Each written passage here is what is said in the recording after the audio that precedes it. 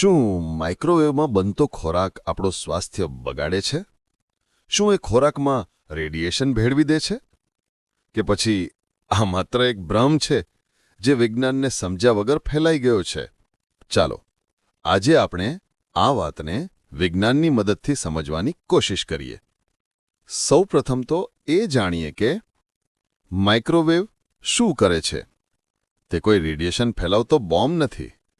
તે તો માત્ર એવા તરંગો ઉત્પન્ન કરે છે જે ખોરાકના પાણીના અણુઓને ખૂબ જ ઝડપથી કંપિત કરે છે. અને કંપન એટલે કે હલનચલનથી ગરમી ઉત્પન્ન થાય છે.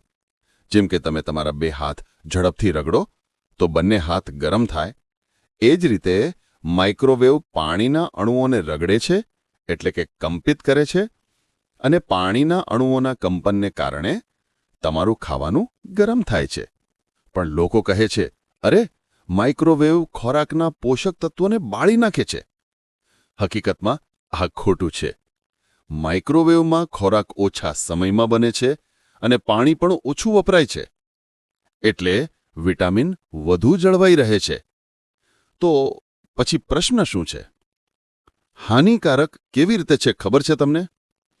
જ્યારે આપણે ખોરાકને અયોગ્ય પ્લાસ્ટિકના વાસણમાં ગરમ કરીએ છીએ ત્યારે એ પ્લાસ્ટિક પીગળી જાય છે અને તેમાંથી ઝેરી રસાયણો ખોરાકમાં મળે છે.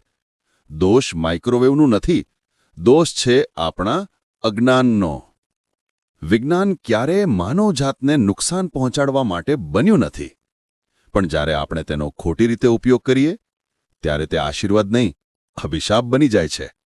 તો યાદ રાખો, માઇક્રોવેવ તમારા આરોગ્યનું દુશ્મન નથી. એ તો એક મદદગાર છે, જો તમે તેને યોગ્ય સમજણથી વાપરો તો.